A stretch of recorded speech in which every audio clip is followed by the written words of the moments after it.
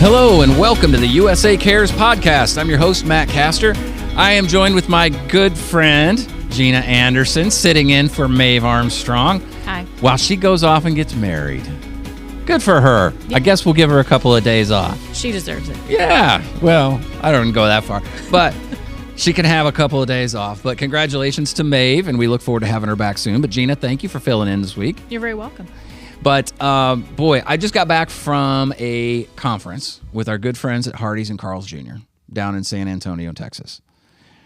And every year they do this promotion for USA Cares that they sell these paper stars inside their restaurants. People write their name on them, stick them on the wall, buy them for $1 or $2. And, you know, every year it's raised a good amount of money. I think last year it raised almost $700,000, and that was amazing.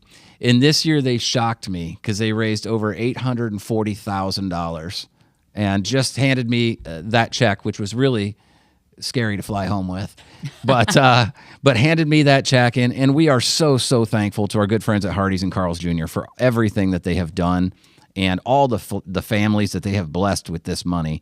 And it's going to great use. So thank you so much to all of you. I also want to give a big shout out to McClellan Integrated Services and Roller Die Informing for all of their support to make all of this possible as well. So if you are new to the USA Cares podcast, welcome. This is a podcast all about honoring our veterans and celebrating our veteran community. This is a part of USA Cares. You can learn more about USA Cares by going to usacares.org.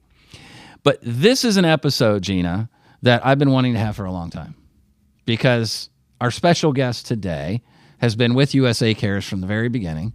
She has been a rock-solid advocate for veterans for years, and she's just a great person.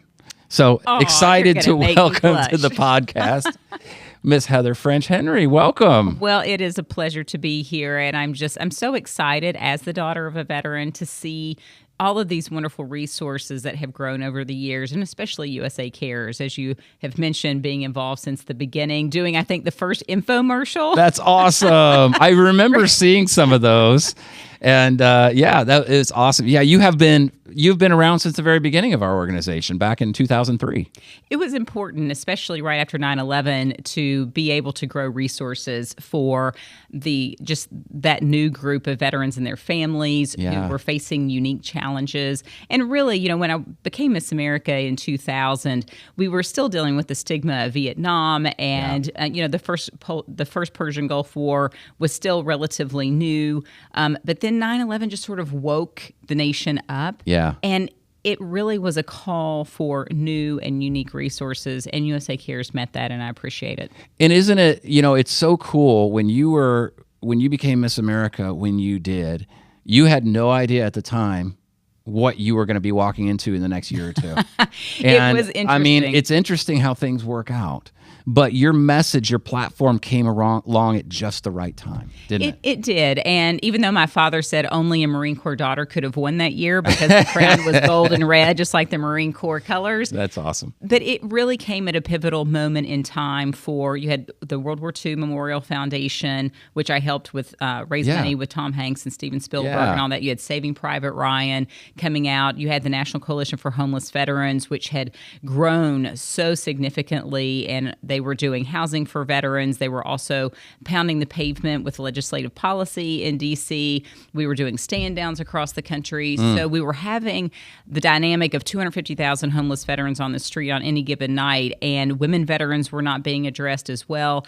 And so to have a daughter of a veteran and someone who was directly impacted through my father's military service, it did have a profound impact because it created a larger, broader conversation around who are our veterans in this population, what services do we have, and what are we missing? And so the very first question in one of my press conferences was, well, why should we listen to you about veterans? And it was interesting because they didn't even think, as the daughter of a veteran, that I would have a unique perspective. Right. And so even today, I always start the conversation with, well, as the daughter of a disabled Vietnam veteran with co-occurring issues of PTSD and substance abuse, our family was directly impacted through his military service. And so we are an integral part of the conversation and also the solution. And people don't realize that. And I feel like we sometimes scream this from the mountaintops, but once somebody in the family serves, everybody's a part of it. Everybody gets, it may not be the exact same experience, but everybody gets a piece of the experience. And it's this ripple effect that goes through. So not being a veteran, but you've been there and you've witnessed it and you've seen it and you've lived it and you've spoken with him and gotten his firsthand accounts. And it's something that sticks with you and drives you to help. Well, as you all know, innately in USA Cares, when you're dealing with that veteran, you're dealing with the whole family, and especially the spouse and the dynamic that it has on the children. And when I think about the perspective of the family as the caregiver. This is something that I've continued to encourage the VA system to really bring in the family, because the medical centers, which are great, they're wonderful, top tier, but they only have that veteran for like a small percentage of the time.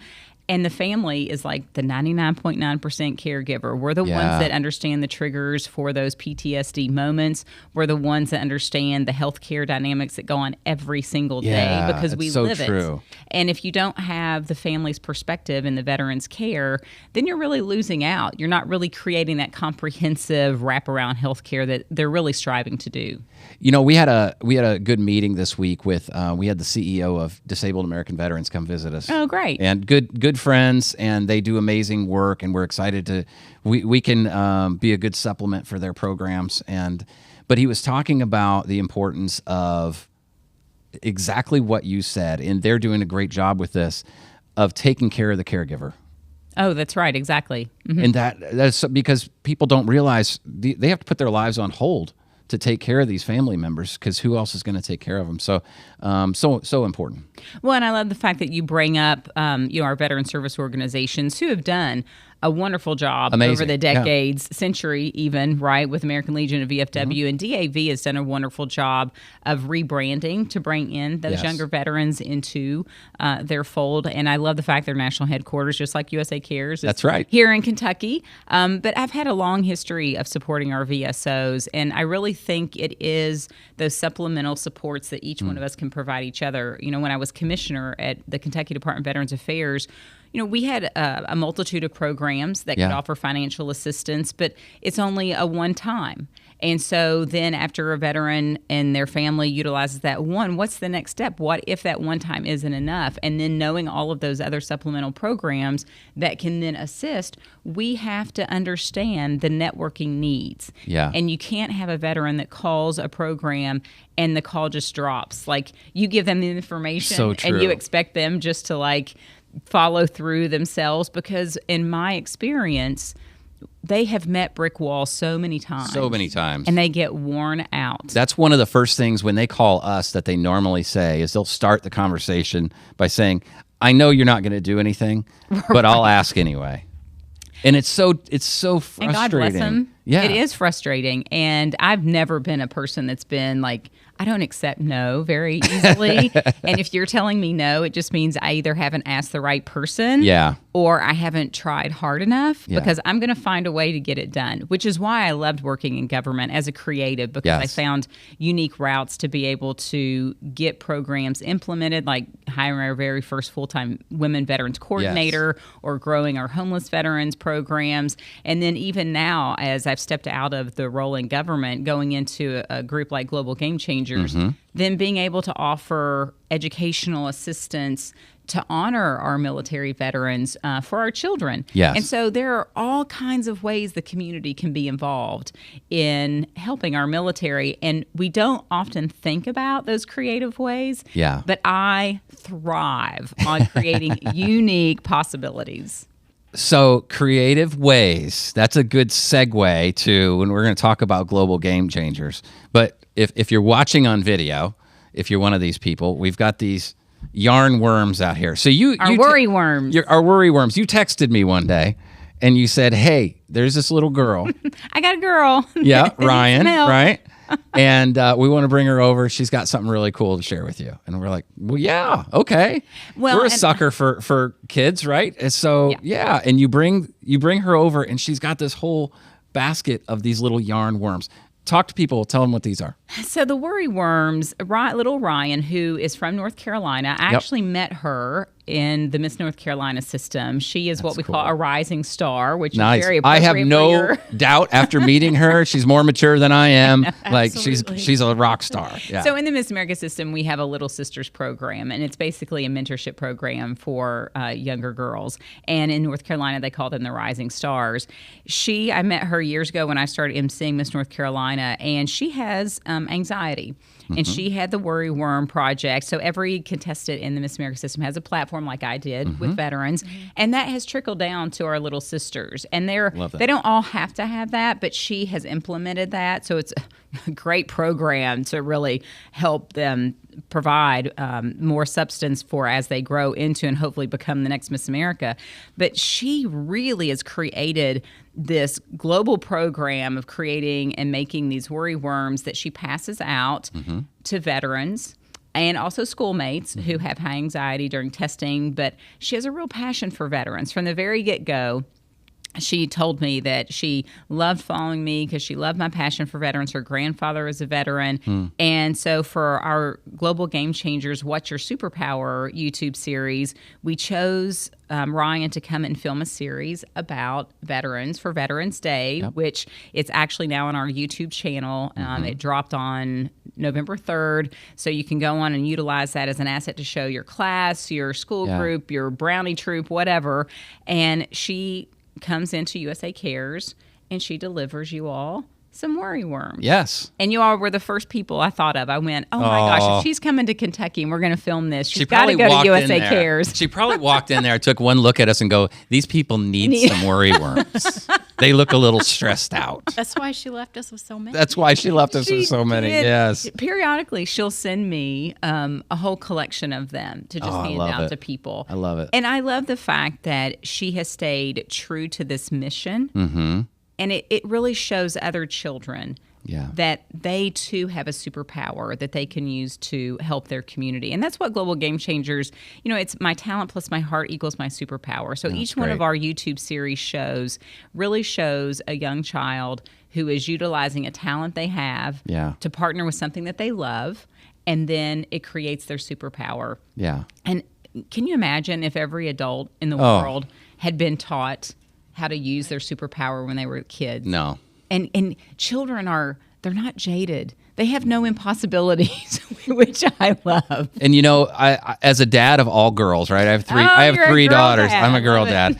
And one of the things I recognized right away is that girls will drive themselves down and doubt themselves and put themselves down if you let them. Right? But if you get some supportive people around them to build them up and show them how powerful they are and what they can accomplish, they can do amazing things. That's what your program is doing. Well, that's what we believe was the genius about even the partnership of Miss America with Global Game Changers. I'm like, we have the same mission. We're empowering young women to do great things for the world. Perfect. And to prepare the world for great women. Because absolutely. I am too. I'm a girl mom. My daughters are 22 and 24, and they've grown up seeing me take the steps and being bold, taking initiatives and growing those. And now one's going to be a lawyer, the other is in medical school to be a doctor. Awesome. And I think about their future. I'm teaching them to make a difference in the community around them. And so I hope Ryan's video goes to show other, not just young girls, but young children, that they have a voice. Yeah. They can make a difference. So I would ask everybody out there listening, go on our YouTube channel at Global Game Changers and subscribe and share these videos, because not only do you have Ryan's, which is making a difference for veterans, but there's a whole host of other children on there who are talking about their superpower for areas and people that they love. I love that. And we'll ask Teague to add a link to this podcast with that YouTube clip so that people can click on it and watch it. And they can see your bright, shiny face. They don't want to see me. They want to watch Ryan. She's the fun one. She is fun. She is fun. But it is interesting to me, when I first won Miss America, I did an article, and they asked me a question. They said, after Miss America, what are 2 things that you would like to achieve in your life? And of course, beyond, having children, which I'd always, wanted children, but there were 2 roles in life I wanted to play. I knew I wanted to be a Secretary of Veterans Affairs. Of course, at the time in Kentucky, of course, it's called Commissioner. Yep. And, I've checked that box. And the other, which is interesting, I said I want to work in early childhood education to help create assets for children to honor our military veterans.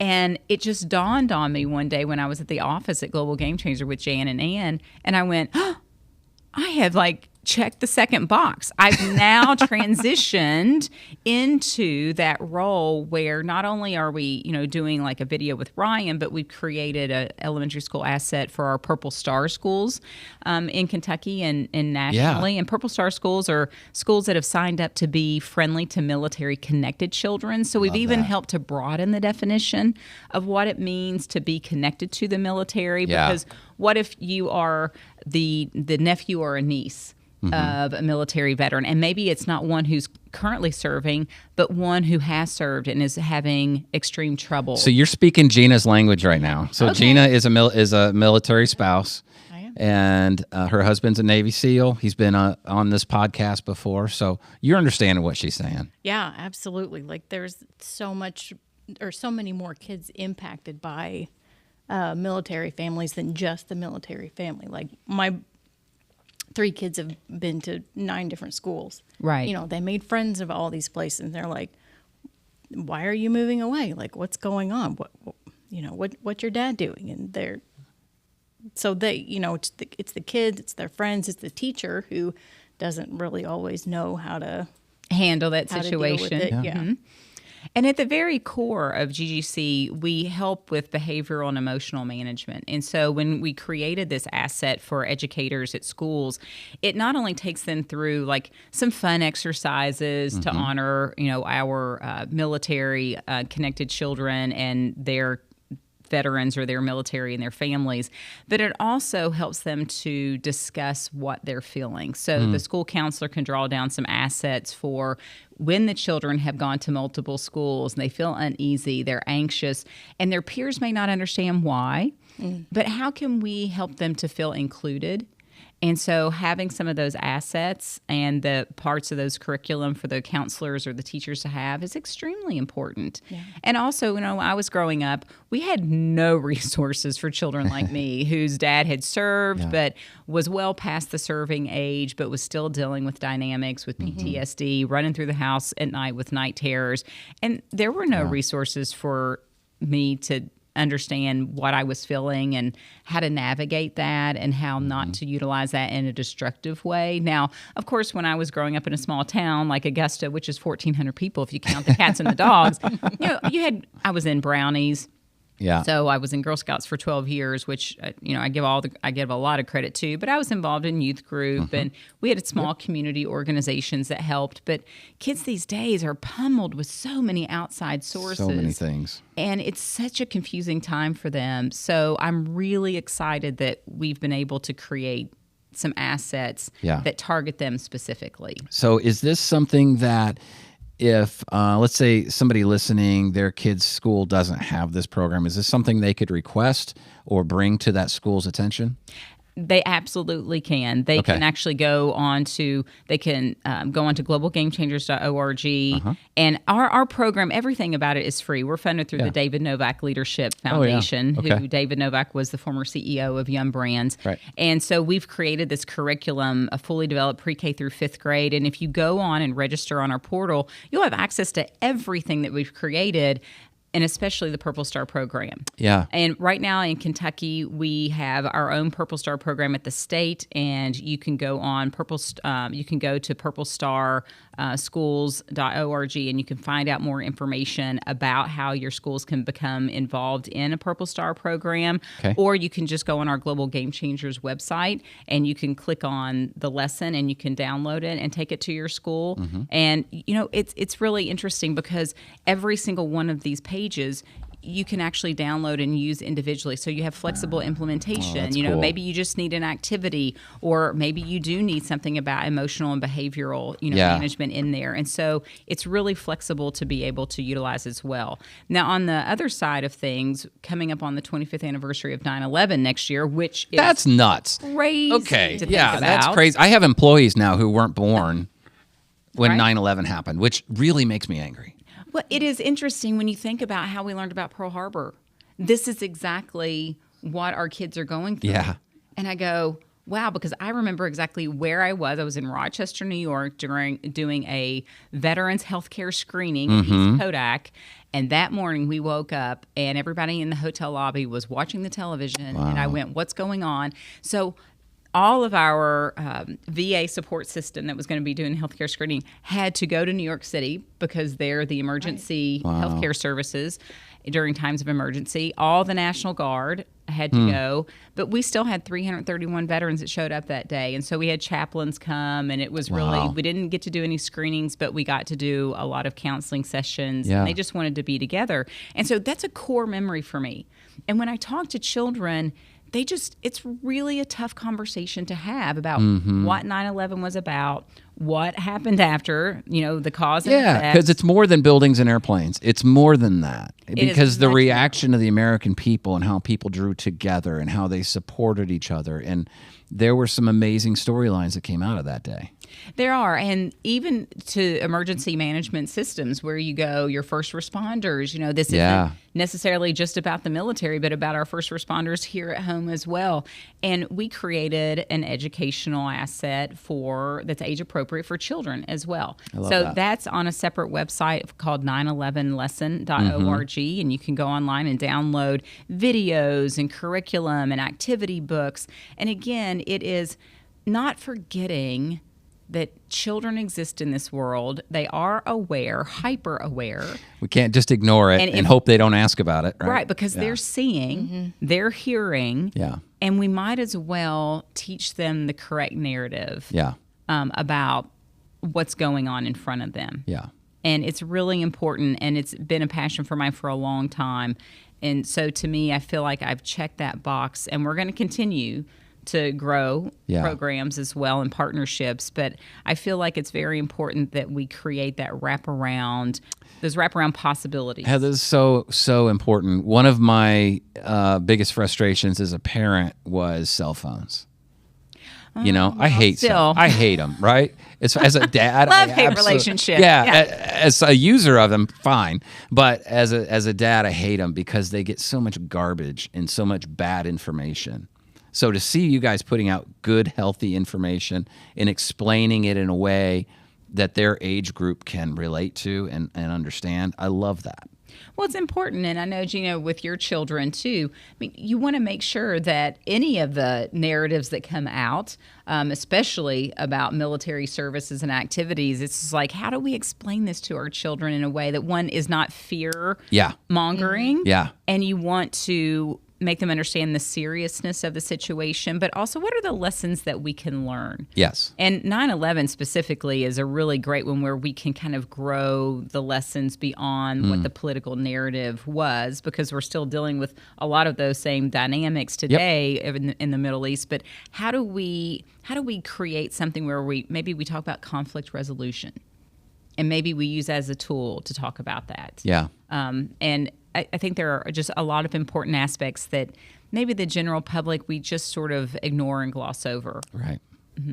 Finding middle ground is an art form that has been lost. Right? Well, there is no civil discourse anymore. That's for sure. There is no civil discourse, but hopefully we can, through programs like this, we can find it again. I think absolutely we should, and we're coming up on America 250, and we're dealing with some of those dynamics as well as how do we celebrate something, but also understand that there were complexities involved in the 250 years. And for the state fair next year, I'll be focusing on America 250 years of Kentucky's military involvement, and I'll be picking different vignettes of our military history from Kentucky, knowing we have multiple installations here. We had Camp Zachary Taylor here, so really doing a deep dive into some of those historical narratives. But again, how do you do it in a way where, yes, we're providing great information for adults to see that information, but we're also teaching children about that history, and how do we bring that alive for them? And every year this past year I honored our Vietnam veterans. I've done this since 2017, where we've gone from World War I to Vietnam. And I'm really excited about America 250. And we'll be doing some other educational assets for that through Global Game Changers as well. So I want to make sure our children, they literally, I know it's kind of cliche, they are our future. So how we are educating them, how we are teaching them will be, it's a reflection on who we are, but it also will predict what they're going to be doing in the future. Yeah. And I love You're that. amazing. I'm so glad you're here. So go back, allow me for a moment, because Okay. I've never asked you this. Go back 25 years ago. All right. You're on stage and you hear your name called. Well, the funny thing is that you actually don't hear your name called. Oh, you don't? Well, in my day, in my day, they would call the first runner-up first. And so you were the last one left standing on stage. So when you heard So by process her of elimination, name, you're like, wait a minute. I'm it, right? And that was interesting because I heard Jade Smalls, who was my Miss Illinois, called as runner-up, which she's dynamic. I mean, all the young ladies who are competing were amazing. And then it was just like, oh my goodness, it's me. And then the confetti, and it got so loud. And I didn't realize at the time, until I went back and watched the video, that Marie Osmond, first woman in history to announce Miss America. And it's interesting that in all of our history prior to me, it had always been a man, which I love you men, but we're a program about women. And so Donnie, in his script, he actually, he even says, and basically, Marie, I'm going to give you the honor as the first woman in history to announce Miss America. And she got to say... That's really cool. Yeah, the runner-up. And then she said my name, Heather Renee French, Miss America 2000. I was what a like, great moment. Yeah, Is that just like sensory overload at that moment, though? Oh, it is. And you do think, I thought about people back at home. Yeah. I thought about, I was the first Miss Kentucky to win. Wow. And, you know, we have a lot of obstacles as Kentuckians to overcome, certainly as far as perspectives go and impressions go. And I had short hair. I was like kicking in the millennium as, you know, I was in grad school. And I just had all this power woman stuff going on. And to win Miss America, I was like, I hope I just made Kentucky proud. And we're a unique state like that. We own our own, right? Yeah. We love that. We do. And I found out that in my hometowns of Maysville and Augusta, lots of people had celebrations. And in Augusta specifically, people were so excited that they all came out and people were like yelling. Oh, and my goodness. They were riding around town honking horns. And so the sheriff and the mayor got people together and they went down to the boat dock and had a bonfire and a wiener roast. No, and they did not. Oh my gosh. that is quintessential. I'm sorry, I missed that. That sounded like a great party. I'm like, I want to be there for that. Wow. So those are the moments that make So me you really are proud. the pride of Augusta. Yes. And Yes. when I went on to David Letterman, he asked me where I was from. And I said, I actually have two hometowns, Augusta and Maysville. They're right next to each other. Yeah. And the first part of my life was in Augusta. The second part of my life was in Maysville. So they both have signs that say, one says birthplace of Heather Renee French and the other says home of. And I will never forget that kindness. That's amazing to me. I love that. I still have a lot of life to live, actually. I'm like, what's next? You got a long way to go. How was Letterman? Oh, he was wonderful. In fact, I mentioned him in my day. We would have a press conference immediately following, and it was huge. So all the national and international press would be there, and they asked who was the one celebrity I wanted to meet. And David Letterman was the first one out of my mouth because I was a fashion design graduate student, and I just always really enjoyed him. He's from Indiana. Yep. And he called me probably the second day after I won and asked me to be on his show. Literally called me in my hotel room and goes, and by the way, can you sing a song? And I'm like, what? So I sang. But really, as far as celebrities go, my favorite celebrity who I got a chance to really know personally, and now we own her house, was Rosemary Clooney. Oh, wow. We're from the same hometowns. You know, she was born in Maysville, bought a house in Augusta, and I did, the reverse. But she was the second phone call I received after winning. And then she proceeded to call me once a week, every week during that year, became a great mentor. I got a chance to perform with she and Debbie Boone, her daughter-in-law. And Rosemary, to me, was like the quintessential celebrity. Just, I love jazz music. She's a true Kentuckian. And she always said, no, never forget where you've come from. And so after she passed away, we bought her house, and now it's 100% museum to her life and legacy. Oh, I love that. And it houses the White Christmas costume collection from the movie White Christmas. Very cool. Gina, have you seen White Christmas? No. Oh my You're going to goodness. have to watch it now. You got to go on like Netflix. Yeah. It's available 24/7. It's like one of the top 3 Christmas movies ever. And the entire plot is honoring the sacrifice and service of General Waverly, a World War II general. And so we've now created a part of that project called Operation Waverly, where now whatever hosting museum is in the holiday season, we travel it during the holidays to larger museums. Yeah. We partner that hosting museum with a local veterans organization. Oh, that's cool. Yes, and most of the time it's a homeless veteran facility. And so when you come into that museum, you can drop off products. And so we utilize the awareness in the media to raise awareness about that particular organization. And so that's 5 years running. This year it's going to be at the Barringer Crawford Museum in Northern Kentucky. So not too far of a jaunt from Augusta, but we're going to be partnering that with a local veterans charity. But we've done this in Greenville, South Carolina, in Durham, at the Durham Museum, in Omaha, Nebraska, in Oshkosh, Wisconsin. So Operation Waverly has made a profound impact. And I love the fact that we've been able to, really tie in that military spirit with that movie. And so much of what you've done has been, and it's a really hard thing to do, is connecting veterans who need help with the resources that are available, which in this day and age, when we all have these stupid smartphones, it shouldn't be that hard to find it, right? But somehow they're still not aware of the resources that are out there. I was at an event this morning and talking, somebody was sharing their story. Their husband had taken his life, and they were talking about they wish they had understood all the resources available, when he was still around. And I hear that all the time. Are you still surprised to this day that people are like, I didn't know that all this was here? Every day. Every day. Even when I was commissioner at KDVA, I was amazed that people didn't know about us. I was amazed that even politicians and legislators didn't know the difference between KDVA and the federal VA. Right.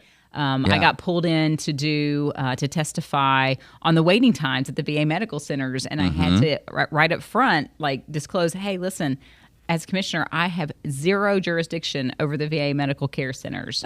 But before you beat me up for the next hour. Beat me up, exactly. Yeah. And I'm like, and I'm not sure I've got the information that you actually need. However, in our veterans nursing homes, we're doing great. You have to continually educate people about what's out there. Now, one of the programs that I was very proud that we were able to do was partner with DOD and to do a drawdown of DD-214 forms. Those veterans or those military members who were about ready to be called veteran, who were being discharged, who were coming back to Kentucky.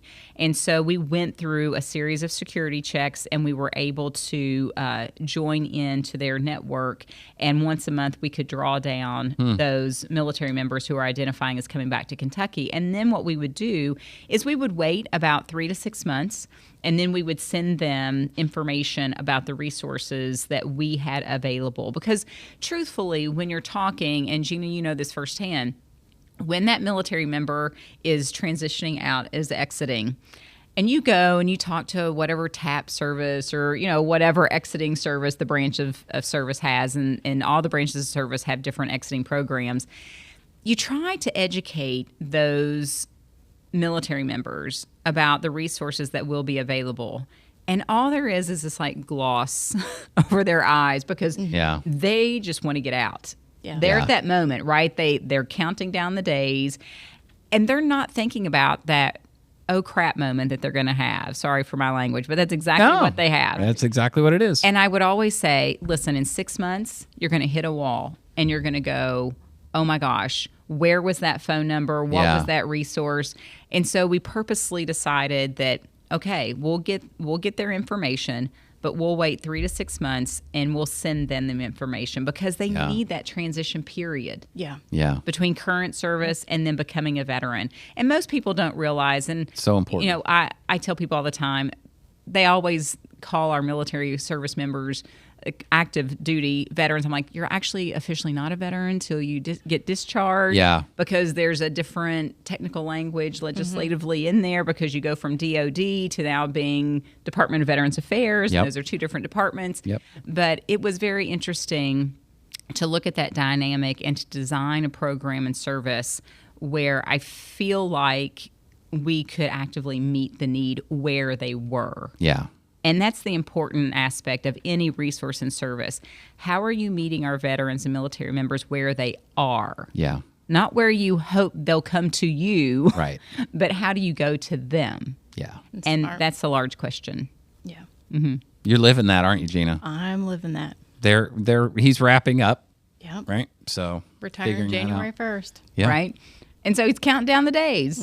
And then, and of course, you're in the network, so you probably are not a woman that takes no for an answer, and you probably She does not. You check out all of those resources. But I think about those military families that just they've been through the grind, they're tired, they sometimes get sold false information about what's going to be available to them, and it's just like veterans health care. It's like, you'll get benefits that you've earned, but you're not really promised health care for the rest of your life, because if you don't have a service-connected disability or something that can be rated, you may not be eligible. There's a lot of assumptions. There are coming a lot out. of assumptions, Yeah. but they're also told that too. Yeah. My daughter joined the Navy several years ago. She got injured in boot camp, but I looked at the recruiter when he was telling her all these promises, and I was like, Taylor, that's not correct. You're not promised health care the rest of your life. Yeah. You're not promised a pension. You're not promised. It's possible. It's possible. But it doesn't mean it's guaranteed. But I do question sometimes how we recruit our young people with those false promises. And so those narratives start early, and you really have to weed out, Yeah. as you said, the misinformation that can be provided. Absolutely. It's a challenge. Heather, I feel like we could talk for 2 hours. I know, we could. We just barely Absolutely. scratched the surface today. So I hope you'll come back for a part 2. But this was awesome. Let people know again how to find out more about Global Game Changers and how to find Ryan's video.